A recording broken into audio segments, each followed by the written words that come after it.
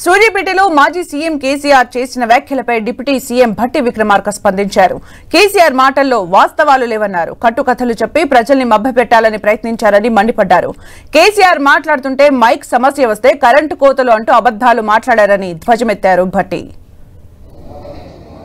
వాస్తవాలు జోలికి పోకుండా కట్టుకథలు చెప్పి అందులోంచి బయటపడాలనేటువంటి ప్రయత్నం చేశారు తప్ప జరిగింది పొరపాటే. కనీసం మీరు ఇప్పటికైనా మీరైనా సరి చేస్తా ఉన్నారు, సంతోషిస్తాంలే అనేటువంటి మాట వారి నుంచి వస్తుందని ఆశించారు. ఎన్టీపీసీ అంటే ఏనే రాష్ట్రానికి తెచ్చిందట. ఎన్టీపీసీ రాష్ట్రానికి ఎవరు తెచ్చారండి? రాష్ట్ర బైఫర్కేషన్ జరిగేటప్పుడు బైఫర్కేషన్ యాక్ట్ లో తెలంగాణ రాష్ట్రానికి 4000 మెగావాట్లు ఎన్టీపీసీ ద్వారా తెలంగాణ రాష్ట్రానికి వచ్చేటట్టుగా అందులో పొందుపరిచారు. ఏం చేసినావు మరి? నువ్వు 10 ఏళ్లు పాలన చేసావు కదా, ఒక సంవత్సరం కాదు, 2 సంవత్సరాలు కాదు, 10 years, 1 decade. ఏం చేశారు మీరు? 4000 మెగావాట్లకు సంబంధించి ఎన్టీపీసీతో నువ్వు ఏమైనా పీపీఐ అగ్రిమెంట్ చేసి ఆ 4000 పవర్ వచ్చేటట్టు చేసావా? రైతు బీమా గురించి మాట్లాడు, రైతు బంధు గురించి మాట్లాడు. నువ్వు ప్రజలకు అసలు ఎప్పుడైనా నీ దగ్గర అసలు ఫైనాన్షియల్ డిసిప్లిన్ ఎప్పుడైనా ఉందా? మీ దగ్గర చెప్పింది ఎప్పుడైనా చేసావాను?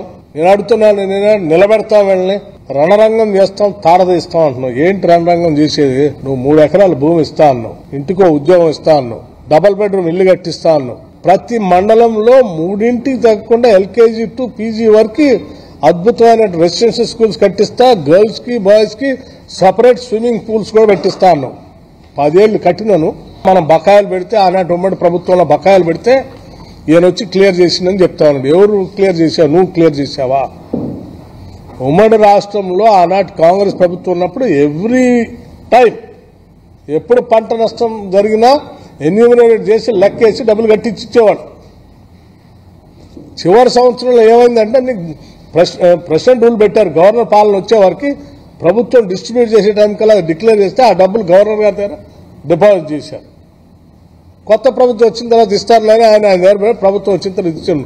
నువ్వు పోగేసి ఇచ్చినవి కాదు, నువ్వు లెక్క కట్టించినవి కూడా కాదు, నువ్వు ఎన్యూమరేట్ చేసినవి కూడా కాదు.